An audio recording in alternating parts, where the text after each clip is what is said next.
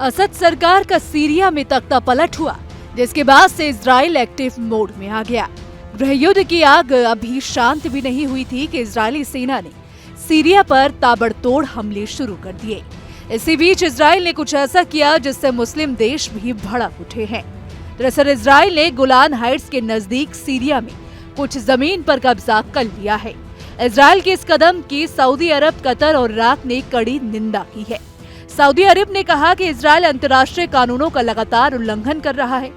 सोमवार का सऊदी अरब के विदेश मंत्रालय ने इजराइल के सीरियाई इलाके में बफर जोन कब्जाने की आलोचना करते हुए कहा कि इजराइल अंतर्राष्ट्रीय कानून के नियमों का लगातार उल्लंघन कर रहा है और ये दिखाता है कि वो सीरिया की सुरक्षा, स्थिरता और क्षेत्रीय अखंडता को बहाल करने में रुकावट डालने के लिए दृढ़ संकल्पित है।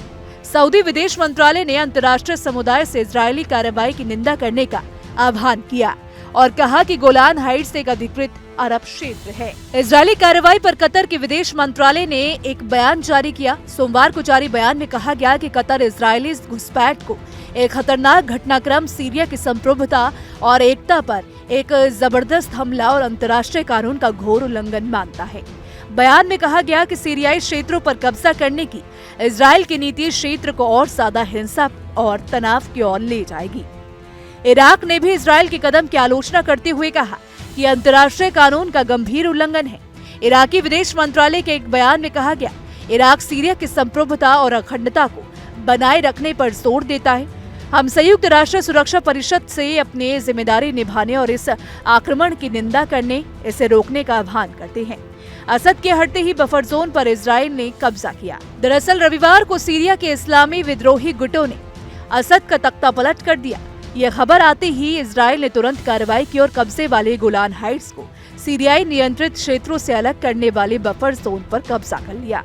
इजरायली सेना ने इसके पास के 5 गाँव में रहने वाले सीरियाई लोगों को भी घर पर रहने की चेतावनी दी। इजराइल ने 1967 में गोलान हाइट्स के अधिकांश भाग पर कब्जा कर लिया था और 1981 में इस पूरे क्षेत्र पर उसका कब्जा हो गया था।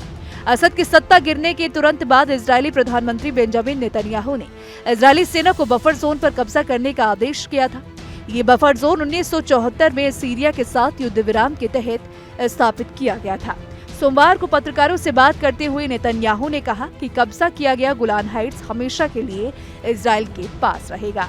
तो फिलहाल इसको लेकर आप क्या सोचते हैं, आपकी क्या राय है, कमेंट सेक्शन में आप जरूर बताइएगा। वीडियो पसंद आई तो लाइक और शेयर करना ना भूलें। न्यूज नेशन अब व्हाट्सएप पर खबरों की ताजा अपडेट के लिए न्यूज नेशन के इस QR कोड को स्कैन करें।